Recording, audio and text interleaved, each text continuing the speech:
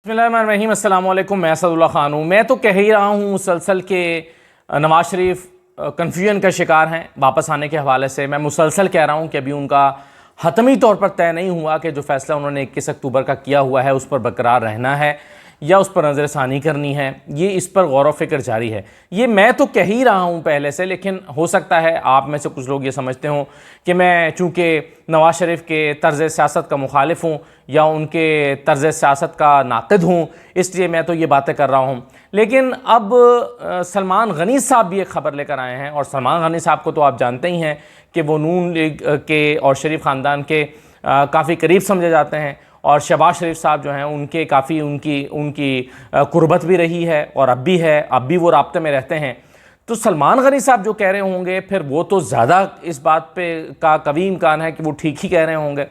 सलमान गनी साहब क्या कह रहे हैं, ये मैं उससे पहले एक ख़बरें आप ज़रा देख लें ताकि उसको कनेक्ट कर सकें। फिर एक तो देखिए, खुर्रम दस्तगीर साहब ने रात कहा है जियो के प्रोग्राम में कि नवाज़ शरीफ एयरपोर्ट से मीनार पाकिस्तान जाएंगे और अगले दिन अदालत जाएंगे। इस खबर को ज़हन में रखिएगा, इसको मैं आगे जाकर एक और ख़बर के साथ कनेक्ट करता हूँ।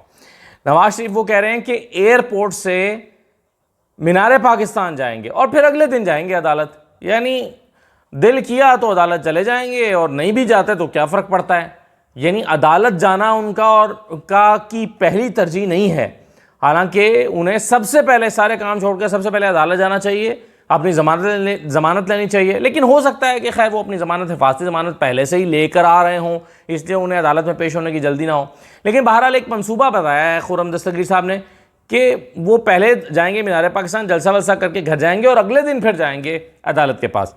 दूसरी खबर यह है कि राना सनाउल्लाह साहब जो हैं उन्होंने धमकी दी है सरफराज भुगटी साहब को, और धमकी वही दी है जो वो हमेशा दिया करते हैं। वो कहते हैं कि नून लीग ये कहा करती है अक्सर, राना सनाउल्लाह पहले जजेस को भी कहा करते थे कि याद रखो, ब्यूरोक्रेट्स को भी कहा करते थे, याद रखो जब हम इक़्तिदार में आएंगे तो फिर हमारे पास इख्तियार होगा, फिर हम मुआफ़ नहीं करेंगे, फिर हम निशाना बनाएंगे, ये जहन में रखना। यही बात जो है वो कराची वाले जो हैं, क्या नाम है उनका, निहाल हाशमी साहब, उन्होंने भी कुछ इसी नोयत की बातें की थी। और इसी तरह की बातें जो है वो राना सनाउल्लाह पहले ब्यूरोक्रेट्स के बारे में कह चुके हैं कि चीफ सेक्रेटरी साहब, फलां जज साहब, याद रखना कि फिर हम आएंगे तो फिर देख लेना फिर क्या होगा। तो अब वो यही बात सरफराज भुगटी साहब से कह रहे हैं। क्या कह रहे हैं? वो कह रहे हैं कि याद रखो शेख रशीद का क्या अंजाम है। शेख रशीद भी वज़ीर दाखिला था। अंजाम शेख रशीद का क्या हुआ है? शेख रशीद का अंजाम यह है कि वो लापता है और पता ही नहीं है वो कहाँ है। तो वो कह रहे हैं कि फिर जब हम आएंगे और हमारे पास इक़्तिदार आएगा तो फिर याद रखना कि शेख रशीद वाले अंजाम से दो चार होना पड़ेगा।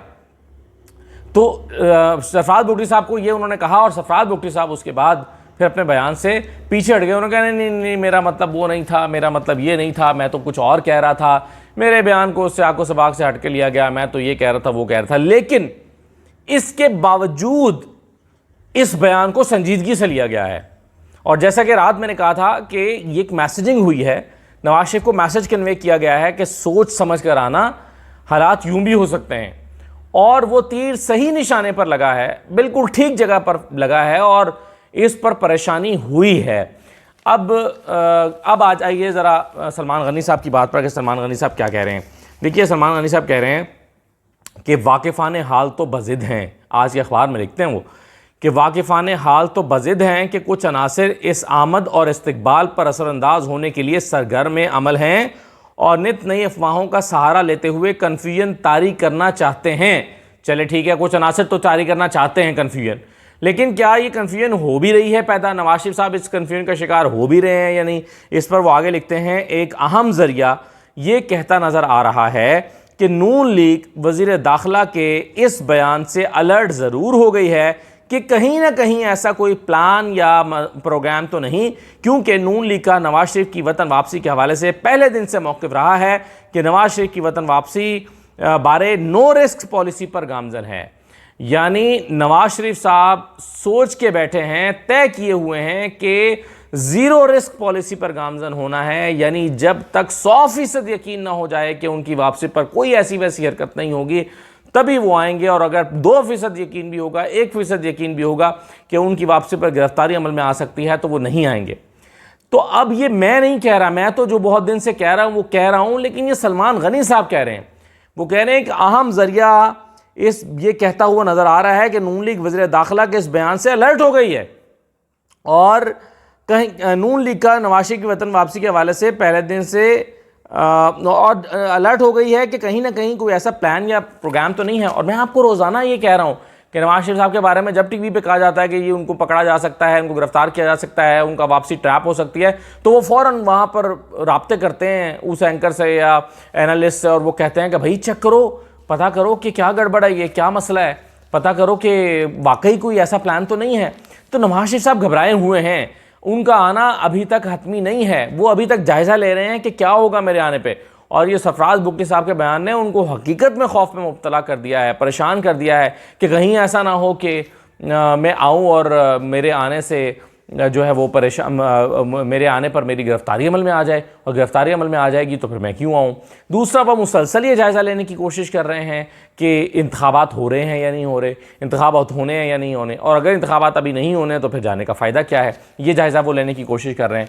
तो याद रखिए, मैं बार बार आपसे कह रहा हूँ 21 अक्टूबर की तारीख़ ख़त्मी नहीं है, अभी मरीम नवाज़ आई हैं, आकर उनकी एक्टिविटीज़ से मज़ीद पता चल जाएगा कि क्या होने जा रहा है। अगले 5-10 दिन में सूरत हाल वाज़ेह हो जाएगी, अक्टूबर चढ़ने दें, ज़रा चीज़ों का पता चल जाएगा। लेकिन नवाज़ शरीफ को रात भी मैंने तफसील से आपको बताया था कि क्लियर मैसेजिंग हो रही है या पैगाम पहुंच रहा है उनको कि भाई सब कुछ अच्छा नहीं है, चीज़ें ख़राब हो सकती हैं। वो अलग बात है कि नून लीग के अंदर से कुछ जो रहनुमा हैं वो नवाज शरीफ को कह रहे हैं कि भाई ज़ीरो रिस्क का इंतज़ार ना करें, पार्टी बचानी है तो वापस आएँ, गिरफ्तार होना पड़ता है तो गिरफ्तारी दें लेकिन पार्टी बचाएं और वापस आएँ और ज़ीरो रिस्क का इंतज़ार ना करें। लेकिन इसके बावजूद नवाज शरीफ ज़ीरो रिस्क की पॉलिसी पर अभी तक गामजन है, ये सलमान गनी साहब कह रहे हैं। अच्छा, एक और चीज़ वो आगे जाके कहते हैं, वो कहते हैं कि दूसरी जानिब पंजाब हुकूमत नवाज शरीफ की मुमकिन वापसी पर उनकी एयरपोर्ट से मीनार पाकिस्तान तक पहुँचने के हवाले से सिक्योरिटी इक़दाम के लिए इजलास मुनक्किद किया और मुमकिन हिकमत अमली का तयन किया। यानी पंजाब हुकूमत तो सिक्योरिटी इजलास मुनक्किद कर रही है कि नवाज शरीफ जब आएंगे तो उनको मीनार पाकिस्तान कैसे लेकर जाना है, रास्ते में सिक्योरिटी मंसूबा क्या देना है, और ये जो प्लान है इसके मुताबिक फिर उनको मीनार पाकिस्तान पर जलसे के दौरान सिक्योरिटी कैसे देनी है। अब आप कहेंगे कि इन दोनों बातों में तो तजाद है, दोनों बातों में तजाद है कि नवाज शरीफ अगर वापस आते हैं तो उनको गिरफ्तार किया जा सकता है, दूसरा ये कि उनको सिक्योरिटी भी प्लान हो रही है। तो देखिए, मेरे ख़्याल में मैं इसको इस तरह से रीड करता हूँ कि पंजाब हुकूमत दोनों तरह से तैयार है। अगर नवाज शरीफ साहब के मामलात हतमी तौर पर तय होते हैं और उनको गिरफ्तार नहीं किया जाता तो फिर सिक्योरिटी देनी पड़ेगी, और अगर सरफराज बुगटी साहब जो कह रहे हैं फिर सिक्योरिटी नहीं देनी पड़ेगी। तो मेरा ख्याल है कि वो अपने तमाम ऑप्शंस पे गौर फ़िक्र करके पंजाब हुकूमत अपनी तैयारी मुकम्मल रखे हुए है। लेकिन ये हतमी नहीं है अभी कि पंजाब हुकूमत अगर सिक्योरिटी के हवाले से उनका प्लान तरतीब दे रही है तो इसका मतलब ये नहीं है कि उनकी नवाज शरीफ की गिरफ्तारी के इम्कानात ख़त्म हो गए हैं, बल्कि वो अपने दोनों ऑप्शंस को देखते हुए मेरा ख्याल है पंजाब हुकूमत इस पर काम कर रही है। अब आप देखें, मैंने कुछ अर्सा आपको पहले ख़बर दी थी कि नवाज शरीफ और मोहसिन नकवी साहब की मुलाकात हुई है और उसके बाद नवाज शरीफ ने वापसी का इरादा किया और तारीख़ दी, और उसके बाद उन्होंने कहा कि मैं वापस आऊँगा, लेकिन उनसे गलत, और फिर पंजाब हुकूमत जो है उन्होंने भी उनके लिए चीज़ें बेहतर होना शुरू हुई। लेकिन गलती उसके बाद नवाज शरीफ ने यह की है कि उन्होंने ये ऐलान कर दिया कि मैं वापस आऊँगा तो आने के बाद यहाँ जनरल बाजवा का एहतसाब करूँगा और उनको कैफ़े किरदार तक पहुँचाऊँगा और जनरल फैज़ हमीद को कैफ़े किरदार तक पहुँचाऊँगा। तो उसके बाद हालात बदलना शुरू हो गए, उसके बाद चीज़ें बदलना शुरू हो गई हैं। काफ़ी हद तक उनके लिए मामला साजगार हो गए थे, लेकिन नवाज शरीफ जल्दी कर गए और समझ लिया उन्होंने कि मैं हूं और मेरे सिवा कोई नहीं है, और उन्होंने ये बयान देना शुरू कर दिए जिससे उनके लिए मुश्किलात पैदा हो रही हैं। देखिए, इसहाक डार साहब की ज़रा ख़बर को भी मिला के देख लें इस सारी सूरत हाल में। इसहाक डार साहब 10 अक्टूबर को अदालत में तलब कर लिए गए हैं। केस कौन सा है? आमदन से ज़्यादा सासों का केस।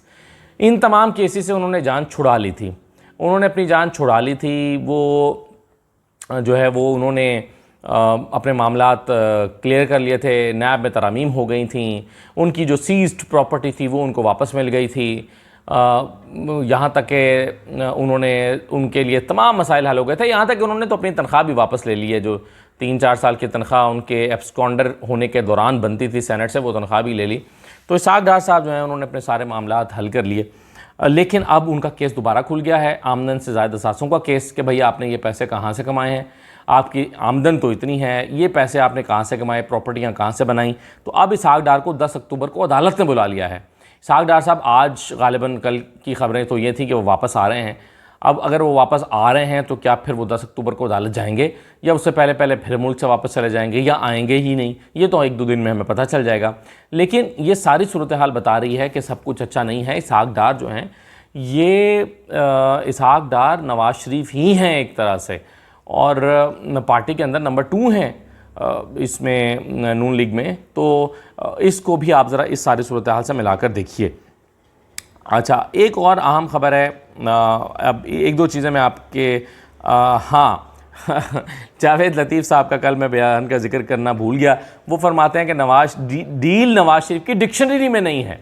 सुबहान अल्लाह, डील नवाज शरीफ की डिक्शनरी में नहीं है।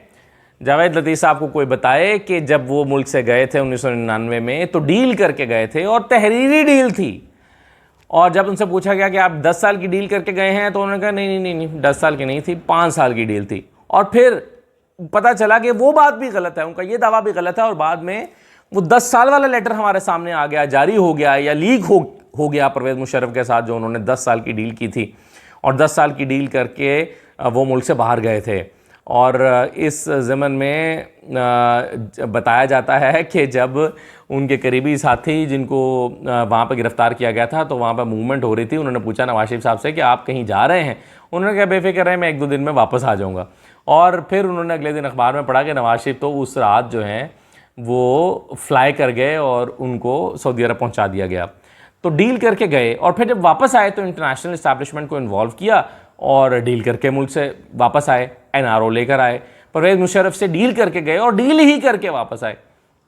और उसके बाद जो है वो अब फिर NRO लेकर और तमाम अरेंजमेंट्स करके ज़ीरो रिस्क करके आना चाह रहे हैं। तो ज़ीरो रिस्क कैसे होता है? खुद ब खुद हो जाता है ज़ीरो रिस्क। ज़ीरो रिस्क तो बातचीत से ही होता है, चीज़ें तय करने से ज़ीरो रिस्क होता है। तो डील उनके डिक्शनरी में नहीं है। तो जावेद लतीफ़ साहब खैर मज़ाहिया बातें कर रहे हैं।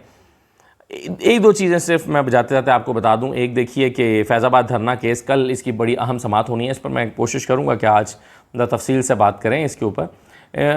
इस पर फैज़ाबाद धरने के हवाले से जो केस कल समाअत होने जा रहा है उसमें एक अहम डेवलपमेंट ये हुई है कि IB ने जो इंटेलिजेंस ब्यूरो है उसने भी नज़रसानी की दरख्वास्त कर रखी थी। काफ़ी सारे फ़रीक़ैन ने इस पर नज़रसानी की दरख्वास्त कर रखी थी जो अब फिक्स हुई है उसके लिए समाअत के लिए। तो ये जो है IB की दरख्वास्त उन्होंने वापस ले लिया। IB ने अपनी दरख्वास्त वापस ले लिया समाअत के, हम नज़रसानी नहीं चाहते, हम इस नज़रसानी की दरख्वास्त पर समाअत नहीं चाहते, उन्होंने वापस ले लिए। लेकिन बहरहाल शेख रशीद की दरख्वास्त भी है और इदारों की दरख्वास्त भी है, हसास इदारों की। तो इस पर अब देखते हैं कल क्या होता है, लेकिन शाम को ज़रा मैं इस पर तफसील से बात करूँगा। आखिरी खबर आपके लिए बिल्कुल अच्छी नहीं है। कैप्को ने नेपरा से दरख्वास्त की है कि बिजली 77 रुपये फ़ी यूनिट कर दी जाए। बिजली बढ़ाने की दरख्वास्त की है, 77 रुपये फ़ी यूनिट करने की दरख्वास्त किया, और अगर ऐसा होता है तो ये महंगा तरीन टैरिफ मंजूर होगा। यानी ये एक ऐसा टैरिफ होगा जो इससे पहले इस सतह पर नहीं पहुंचा हुआ, 77 रुपये फ़ी यूनिट। तो कैप्को नेपरा से कह रहा है कि जी इसको बिजली की कीमत को बढ़ाएँ। मैं कोशिश किया करूँगा आपके 3 मरतबा आपके साथ अपना वीलॉग शेयर करूँ। एक दोपहर मेरी कोशिश होगी 12 बजे, एक शाम 6 बजे और एक रात 12 बजे। तो मैं कोशिश कर रहा हूँ कि इस रूटीन को बनाऊँ। अब और कोई मसरूफियत नहीं है तो इसी को तो एक वीलॉग में बढ़ाने का प्लान कर रहा हूँ। कल मैंने 3 वीलॉग किए थे, आज भी कोशिश होगी कि 3 वीडियोस की जाएं। और ज़ाहिर है कुछ ऐसे दिन भी बीच में आएंगे जब कुछ मसरूफियत हो जाती है, आप कहीं आना आगे पीछे होते हैं, जैसे कल अदालत जाना है फैज़ाबाद धरना केस में, तो इस तरह की चीज़ें भी हो सकती हैं। लेकिन बहरहाल रूटीन में कोशिश है कि 3 वीडियोस आप तक पहुंचा करें। और साथ ही साथ मैं आपसे ये दरख्वास्त करूँगा, रिक्वेस्ट करूँगा कि सब्सक्राइब भी कर लें चैनल को, ताकि तीनों वीडियोस का नोटिफिकेशन आप तक आता रहे। इजाज़त दीजिए, अल्लाह हाफ़िज़।